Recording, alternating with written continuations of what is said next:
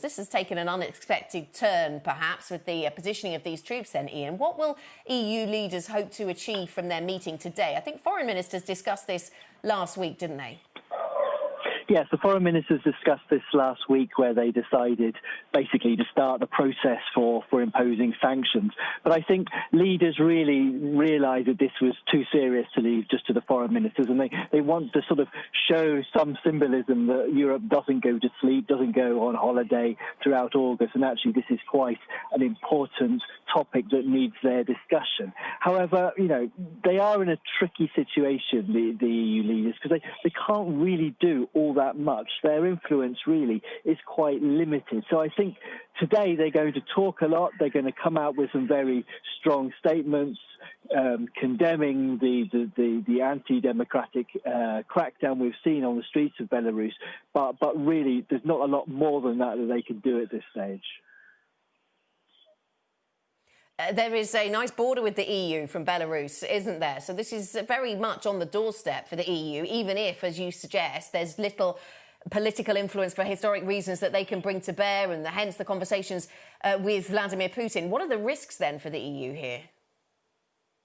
I think they think the risk is that they don't want to be seen to be interfering in a foreign democracy. And I think they're worried that if they make it look like they're asking the people of Belarus to choose between either Europe or Russia, then that's not going to go down very well. That will be seen as kind of like the Europeans plotting against Russia, and something that the Kremlin sees as its backyard. So they're really going to play this gently. They're really going to play it down. They're really going to try to somehow open a dialogue with the current regime, with the opposition, to see if there's any way that perhaps there could be some kind of peaceful transition to a new government. I think that's the way they're going to play it today.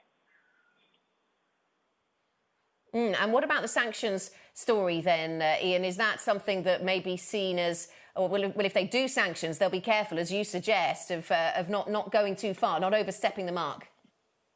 Yeah, I mean, sanctions is the one weapon they have got, and up until a few years ago, there were already sanctions on Belarus, and they lifted those a couple of years ago in order to try to create the environment where they could talk to the Belarusian leadership.